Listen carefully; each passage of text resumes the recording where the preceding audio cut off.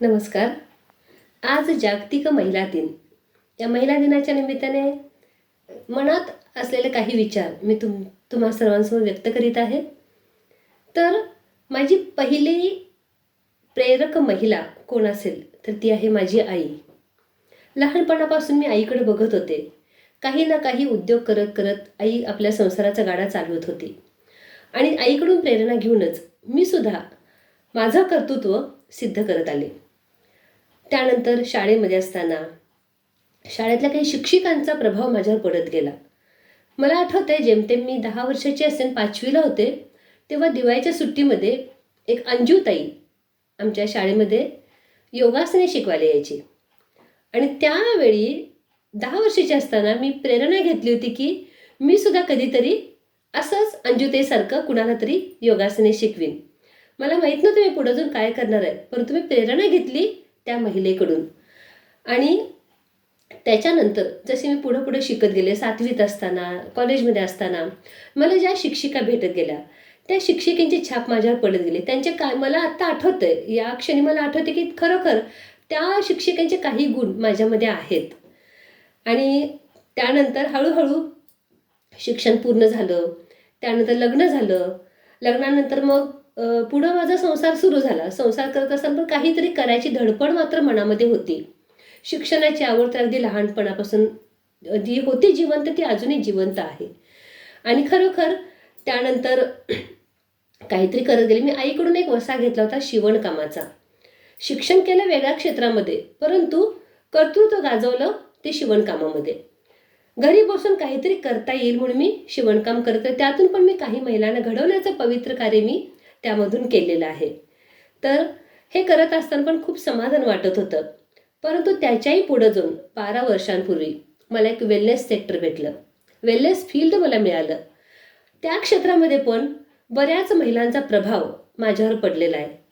कारण एक स्त्री असून, साध्या बॅकग्राऊंडची असून सुद्धा ती जागतिक लेवलचं काम करते, हे मला खूप माझ्या मनाला भावलं. आणि तेव्हा ठरवलं की आपणही जागतिक दर्जाचं काहीतरी काम करायचं. आणि तेव्हापासून 12 वर्षांपासून मी या फील्डमध्ये काम करते. खूप छान वाटते. लोकांना निरोगी राहण्याचे धडे देताना खूप छान वाटते. आणि जसं मी मगाशी बोलले ना की 5वीत असताना माझ्यावरती अंजुताईची छाप पडली होती. तर नंतर पुढे जाऊन या वेलनेस सेक्टरची गरज म्हणून मी माझं योग शिक्षण पूर्ण केलं आणि मी योग शिक्षिका बनले. आणि आज मी माझ्या सानिध्यात येणाऱ्या लोकांना मी योगासनांचे धडे देते. त्याचबरोबर मला अजून एक गोष्ट आठवते. मी 5वीलाच होते तेव्हा, आणि मला एका डान्स कॉम्पिटिशनमध्ये भाग घ्यायचा होता. परंतु काही कारणास्तव मी तो भाग नाही घेऊ शकले. पण तेव्हापासून ती गोष्ट माझ्या मनात राहिली होती. परंतु आज या सेक्टरमध्ये मला डान्स पण शिकवता येतो, योगासने शिकवता येतात. त्याचबरोबर मला 7वीत असताना मला शिक्षिका व्हायचं होतं, परंतु मी होऊ शकले नाही. परंतु इथं या सेक्टरमध्ये मी आज काय करते, इतरांना काहीतरी शिकवते. आणि त्या शिक्षणामधून जशी मी काही माझ्या शिक्षकांकडून प्रेरणा घेतली, तशी आज कोणीतरी माझ्याकडून प्रेरणा घेतात. हे मला खूप आवडतंय. आपण काहीतरी सांगतोय कुणाला तरी आणि कुणीतरी आपलं ऐकतंय, ही भावनाच खूप छान वाटते. आणि खरोखरच असं म्हटलं जाते, जागतिक तत्ववेत्त्यांनी म्हटलेलं आहे की जन्माला येऊन एखाद्या व्यक्तीच्या जरी आयुष्यामध्ये हसू फुलवलं तरी आपल्या जीवनाचं सार्थक झालं असं समजावं. आणि खरोखर आज ती संधी मला मिळते या ठिकाणी. आणि आज जागतिक महिला दिनाच्या निमित्ताने मी सावित्री मातेला वंदन करते. कारण काही वर्षांपूर्वी सावित्री मातेने शिक्षणाचा वसा घेतला. त्याने खूप हाल अपेष्टा सहन करून शिक्षण सुरू केलं.